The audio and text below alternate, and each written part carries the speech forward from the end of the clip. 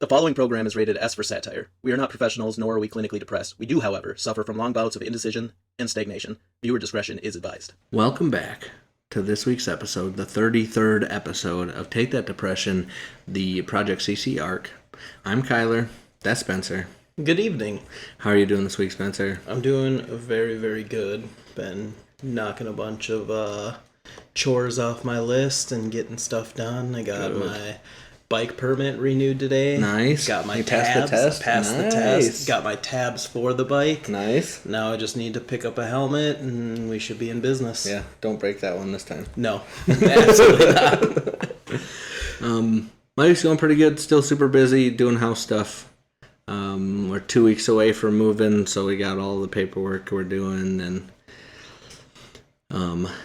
what's the appraisals and all that we're doing, going through right now. So it's a little bit stressful, but we're going to make it work, and it's going to be fine. Once again, I'm cheap labor, and I'm always a text away. Yep, we have an all-hands for a couple of days next month, so I'll let you know when that is. We're supplying beer and pizza and soda for those. It just so happens that's my payment. But yeah, I think this week we're doing another Set in Sand episode, so we're going to talk about a lot of what ifs. If you're here for dreaming, that's what we're doing today. Big dreamers, you and I think. Teamwork makes the dream work. Big dreamers over here. You've got a couple things you're going to read out, and then we're going to talk about it. I've been thinking a lot about, been getting ahead of myself lately. Yeah. As you stated, big dreamers over here. Yeah, big dreamers. So I want to kind of focus a little bit on something we've already talked about and kind of fine tune that. And I have 3 different plots to kind of reinforce all those and see what kind of direction we're feeling, what we're vibing with there. Yep. So without further ado, I'm just going to poorly read them off, and we'll go from there. I'm ready to poorly listen to you read them off. All right. So, plot 1. The hero starts off in the CRU, but with the help of friends or a mysterious stranger, they break free from the CRU and start combat company. They are free and able to move around as they please. They can go above the surface. They can start their own business. They can do whatever. The CRU has no hold on them anymore. Plot 2. The combat corps is a ragtag group of friends or teammates, given that name is like a nickname within the CRU, and they're very much still under their control, and they make a name for themselves under the CRU and under their control. Okay. Plot 3. While sentenced to the CRU, events unfold that force our hero to rise to the occasion and show true promise. These events catch the eyes of someone in the combat corps, and the hero is recruited into the combat corps. And then I was thinking either the combat corps is already an established group of mercenaries or a guild, what have you, or perhaps when he's recruited, he's trying to build up the remains from a past. So he's like washed up or disgraced captain, and he's trying to build or rebuild his entire empire and reputation. Yeah. Okay. So first off, I'm gonna run with all 3 of these. I think. Hit me. Because there's bits of them that I like. All 3 of them that I really, really like. I'm in that same boat. So when I hear those, what I think of, my dreaming brain. Mind Goblin. I will Mind Goblin. So when you get to CRU is like prison labor. Is that fair to say? It's kind of like you were sentenced there, either like forced to be there. I don't know yet quite if it's like if you're punished, your sentence. I sentence you to the CRU, or go to prison for 50,000 years. Yeah. Okay. So when you get there, you get assigned like a class, like a group of people. You get assigned to a group of people, arbitrary number, like this is team 2432 or whatever. and then whoever gets assigned to that, whatever amount of people that the CRU usually operates with, but it would be like a higher amount, like a United States class size of like 30 or something like that. You assign 30 members to that team, and then you move to the next team in numerical order, and you assign 30 people, and you go like that. And kind of like, is that kind of like cell blocks, kind of to keep them all kind of organized? Yeah, and like kind of deal. And then when someone comes in to ask for a contract, you just flip through them. Like the first job goes to team 1, second job goes to team 2, and you cycle through them. As teams die out, then they get removed from the list, and their number can be recycled later or whatever. But like, yeah, team 1, once they're all dead, then you would start over the list at team 2, and you kind of cycle through contracts like that. But the protagonist and their 2 friends, whatever, or the protagonist gets assigned to a class, and then the team would go and do a job, let's say, and then everybody but 3 people could get wiped out. And then that's where they attain some kind of a nickname that then people would call them. But then they come back. They survive. It's just the 3 of them. They come back. And then they need to complete contracts, whatever turn, kind of like a gamer or whatever, where you run so many contracts, you get your freedom. And then they do that. They run their whatever many contracts, and then they earn their freedom. And then some benefactor then comes and snaps them up and is like, hey, would you like to do this thing? I have experience, whatever. I do like the idea of like a disgraced captain coming from whatever he was disgraced from, a disgraced guild leader, head, or high-ranking official. I feel like there's so much that can be added there, like so much backstory. Yeah. What happened? What's his ambitions? Yeah. Like, did he fuck up actually? Or like... Yeah. It's just a lot of depth I feel like it can add there. Yeah, a lot of plot points for sure. A lot of writing opportunities to do different things. But that kind of meshes all 3 of those together. But yeah, I think that, then the guild leader, disgraced guild leader, would snap them up and then do whatever. And we could go from there. That might be how we could start that. Do you think someone's contract could be bought out from, like, say there's like shady back dealings or like things like that, like this person comes to the warden of, I assume he's a warden anyways, makes the most sense, could come to this guy and say, hey, I want to buy out this guy's contract. I want to... Yeah, I'm not in love with the idea of, like, slavery per se. Mm-hmm. So again, I would think that it would be, yes, buying out the contract, not buying the person. That's fair, yeah. There may be some room in here for slavery, but again, even my idea of people signing up for the CRU is majority voluntary.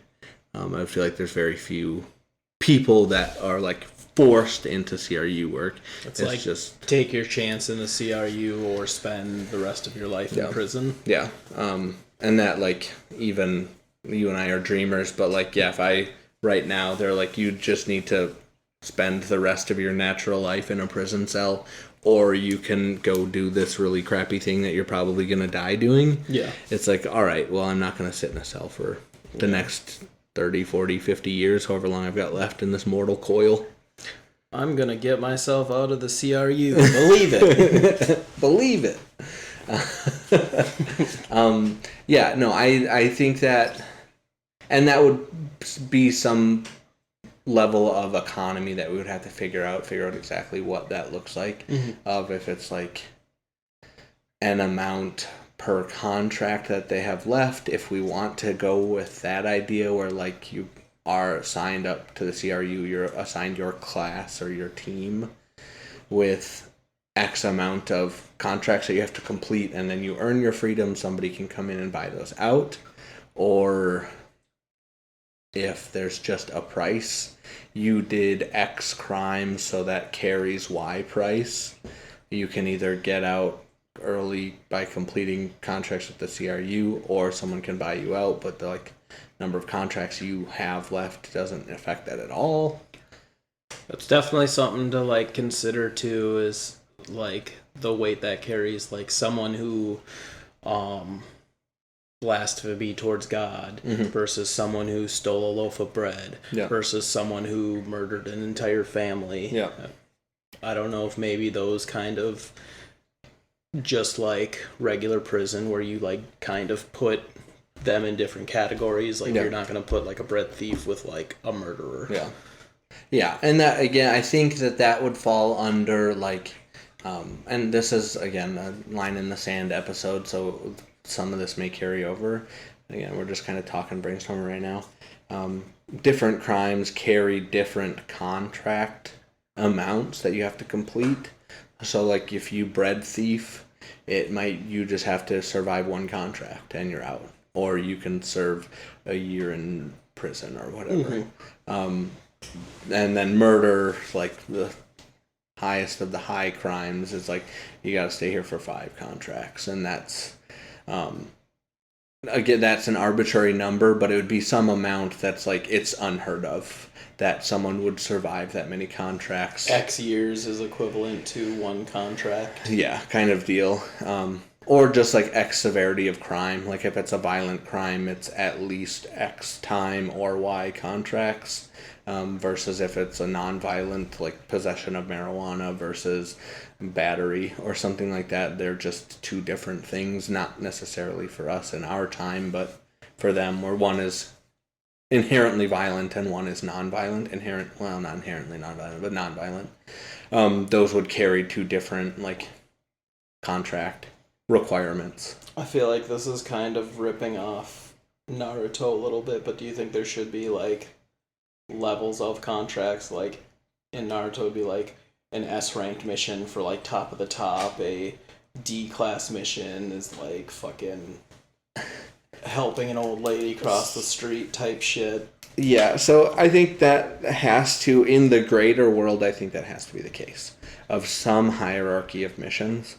However, for missions for the CRU, I think it's all F-tier missions, F-ranked missions, whatever, that are if you do this, you're probably going to die.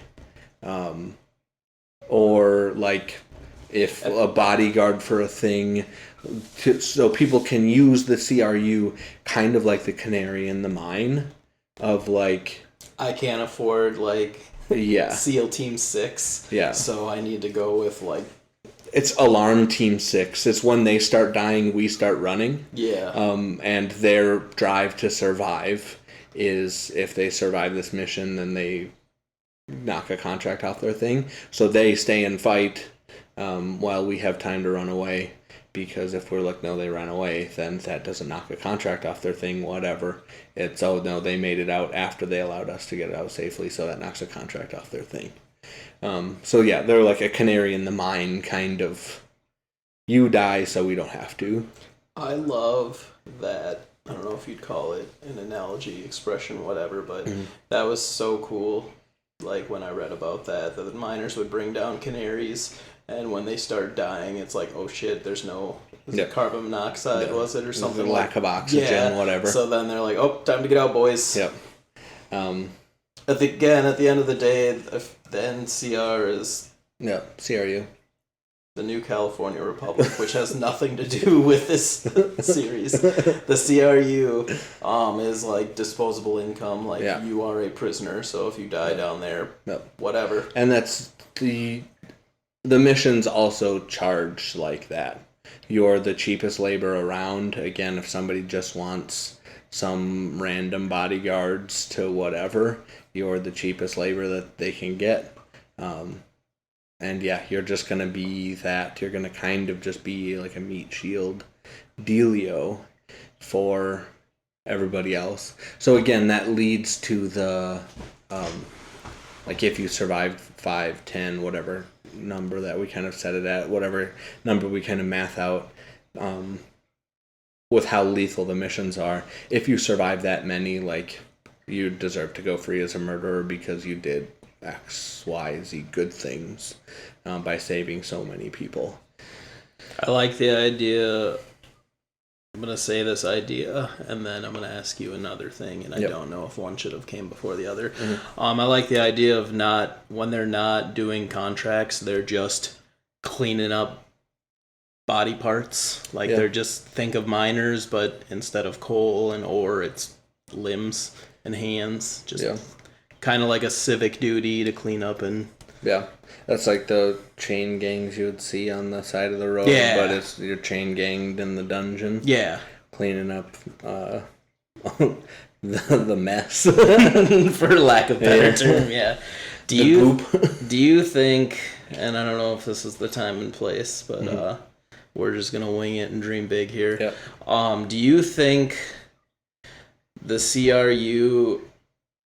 each day or night or whatever cycle, do you think they get transported to this dungeon each day and then they come back to whatever? Oh, that's a great question. Do you think I was thinking about this the other day, there's gotta be levels. I don't know if there's any way to like go about this otherwise. Yeah. Do you think there's each day, shift, whatever, they're transported lower down into the dungeon to do their work? Or do you think, like, level 1, there's a base camp for this prison, and that's kind of where they, like, stay or live? There's quarters there. Yeah, I really, really like that question. I think this is a great time to ask it. And that, oh, man, I would like to think that there has to be at least the people that sign up to be a part of the CRU has to live within the dungeon. You could make it so it's kind of like each level has its own kind of holding cells and whatever, kind of like a base camp per level. Mm-hmm. So whatever you need, you go to the warden, you get your writ from him, and you bring that writ to the right level of people, whatever. You grab those people, you go do your thing, and you come back, and when you're on your way out of the dungeon, you drop them back off like your return a library book. Or, like a level 1 or a base camp before you even enter the dungeon, the prison is right there. Because I'm thinking like world building too. When we start drawing up maps and stuff, it can kind of like the prison's placed here, dungeon entrance, whatever, and everything else, so... Yeah, it would make sense to, in some way, shape, or form, it would probably make the most sense to have the prisoners in the dungeon. Unless there's, because you would think, so far right now, you would think it's like night and day kind of stuff. I feel like it never ends unless we work something in like shifts or whatever. Yeah. Unless there's like an entrance to the dungeon in the prison. Yeah, then, like drop down, lowered.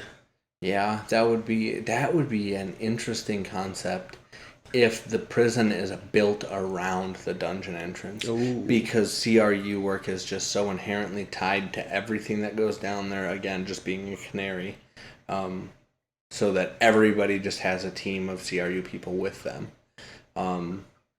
That they need to go through the prison. They need to, like, the impulse purchase of, like, take your 5 dudes, like, at the checkout stand at Walmart. It's like, oh, would you like a Snickers with that? Yeah, I could get a Snickers. I'm kind of hungry. It's like, do you want your 5 prison guys that could die for you? Yeah. Sure, I'll add that onto my tab. Are they on sale? Yeah. Yeah, they're the last 5 guys left of Team 10, so you get a big discount. We've said it before in previous episodes, kind of the back of the book type stuff. And again, it's very loosely. But if this is a whole economic thing, like dungeon crawling, for lack of a better word, then you think the CRU, like you said, would be more heavily involved. Like, they need to be down there. There's whatever the reason we come up with, there's got to be like, they need to be doing this, they need to be down there. It's without them, it's just you crawling into a dark tunnel. Because you could do some level Maybe of like maintenance too, like they're lighting torches, they're I don't hate that. and spraying monster away to like around base camp or whatever, salt, whatever it might be. Because you could probably do like, you need to do, if you're serving 2 years, you can do 1 year of torch lighting, so it's not like inherently like super duper dangerous, but you are providing a service and it is not safe.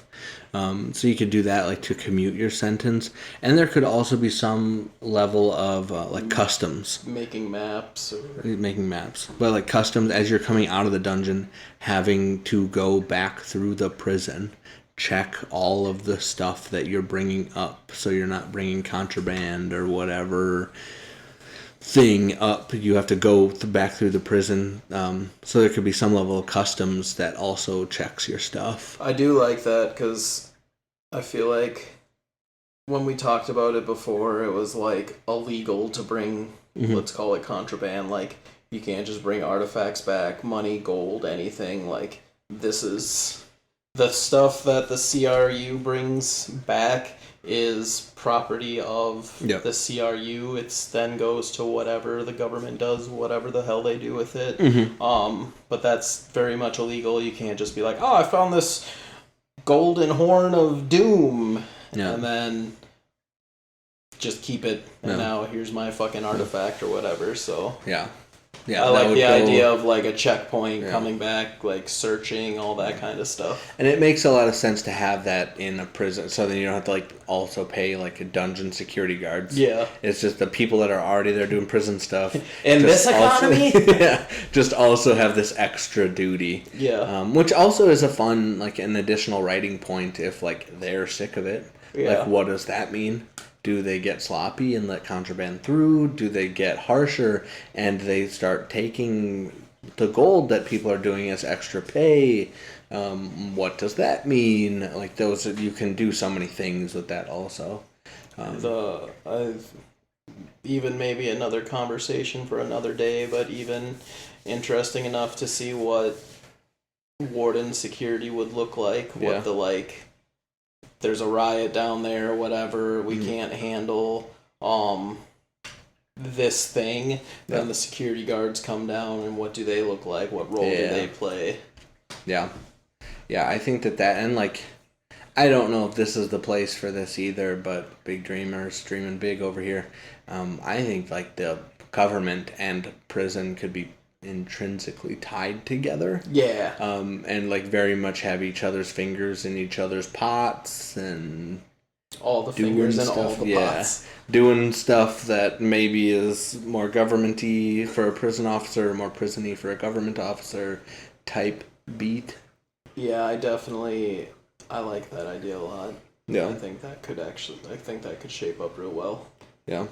I did not think about, we had like a 30-minute conversation about the stuff we're talking about right now before we started recording our 30-minute episode. Hopefully 30-minute episode. And that was not anything we talked about. That was on the fly, off the cuff. That was fun. But that is a very interesting to have the prison over the dungeon entrance. One of my favorite things, especially about having you as a partner to like discuss this with, is when one of us says something and then we're like, oh, I never even thought about that, and then we can like brainstorm into this whole thing and like take that and run with that. And it's like, write that down, record that. And it's always good to have a microphone going when we're talking, brainstorming, having fun. We've been real bad about that. I think 3 separate occasions we've had like a 30 to an hour minute discussion, and then all of a sudden it's like, well, should we start recording? It's like, shit. We should have been recording the whole time. I think we need to just hit record when we sit down one time and edit out what we need and go from there. But I think that could be a cool thing. Yeah, what else? I would definitely like to spend, even if whether it's backstory, whether it's main story, Yep. I don't know yet how much the CRU will play. Obviously, I'd like to have it play a part. There's a place for it. Yep. But that's something I would like to hash out and focus on and get like Yeah. all the ins and outs of going from there. Because I feel like even if, like, again, talking about the hero and making it into a combat company and things like that, like, the CRU will still play a role in that. I believe so. Because that, like, when combat company is going to do missions, they then need to go through the prison and get their requisite CRU team and blah, blah, blah, and whatever.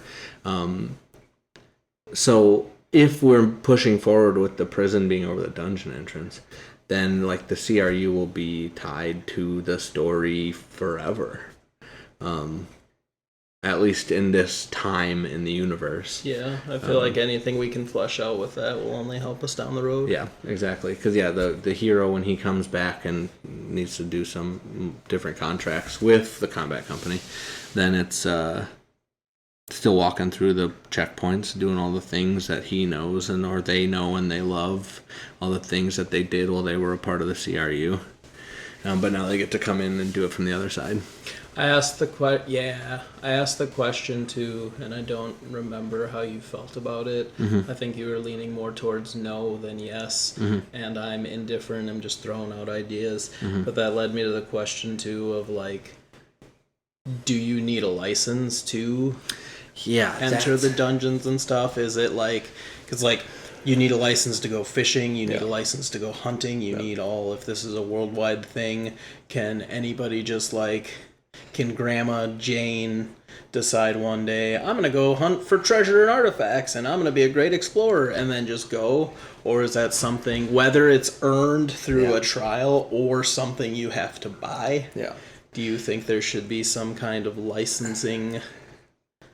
That is a great question. I did feel some type of way about it when I was asked earlier, but after having this conversation, I think that at the very least, there should be some kind of, like, especially if you need to go through the prison, there needs to be some kind of paperwork, some kind of whatever.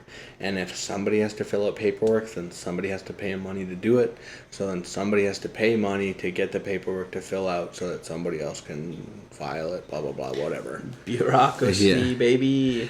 So I would say that I don't necessarily think that there needs to be, like, licensure, but there's, like, permits and things that, like, I think a permit's a better word than license. Yeah, because we could rock some kind of, like, you have a tier D license, so you can make it all the way through to floor 20 or whatever.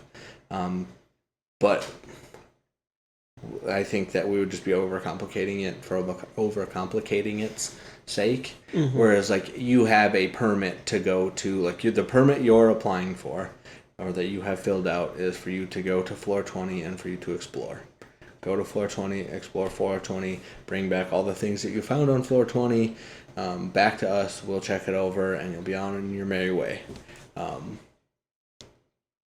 So, like, that, I think that would kind of be where my head leans now, especially if we're, like, doing prison stuff. If you have to go through the prison, you just flash your permit that you already went to the city and got, and then you flash the guards the permit, and they see there that you paid for or bought 2 teams of CRU, 1 front guard, 1 back guard.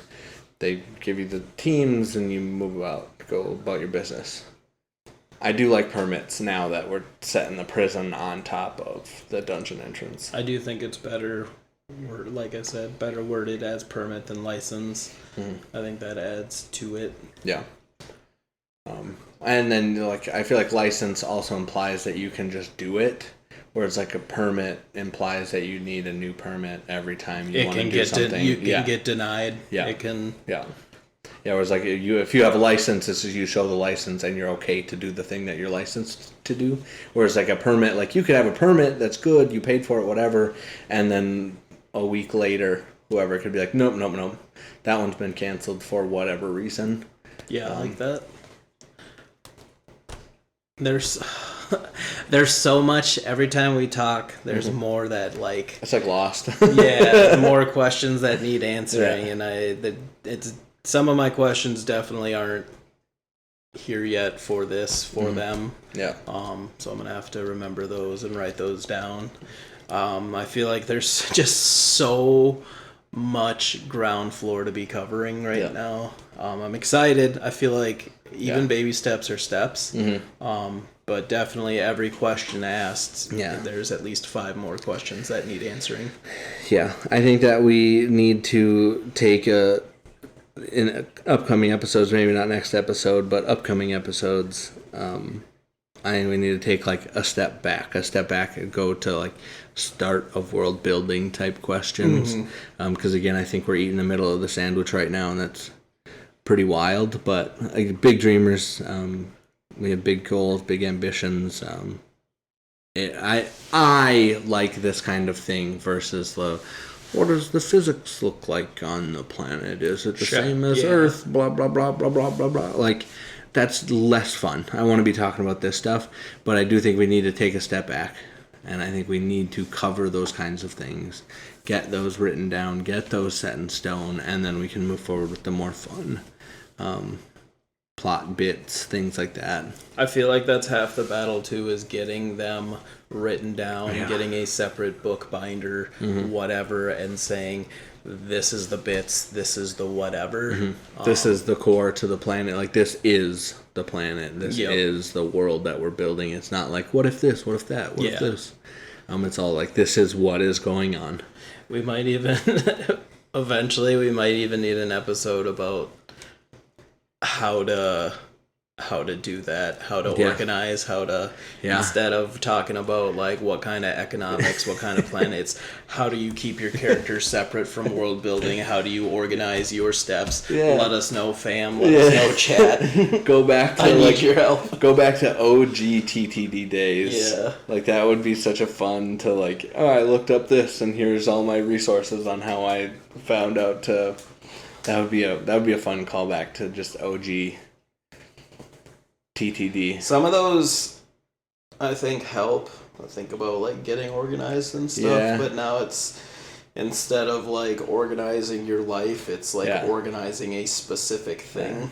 Organizing your brain almost, which is a crazy concept, but who knows? Yeah, we are at time though, so I think we need to wrap it up. So unless you have anything else pressing, Spencer.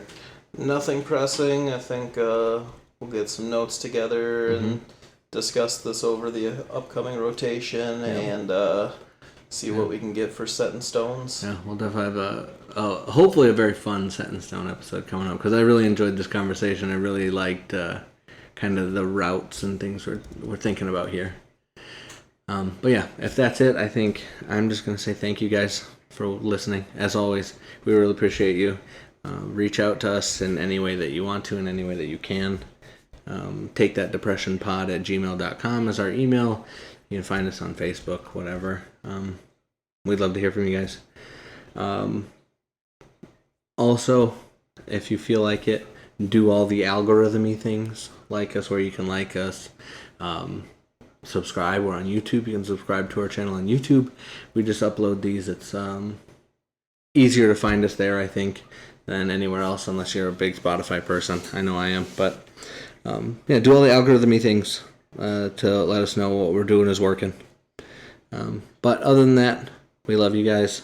As we always love to say, stay safe out there. And don't get mugged. If you are struggling, please, please, please reach out to someone or dial 988 to get connected with someone at the National Suicide Hotline. You do not have to go it alone.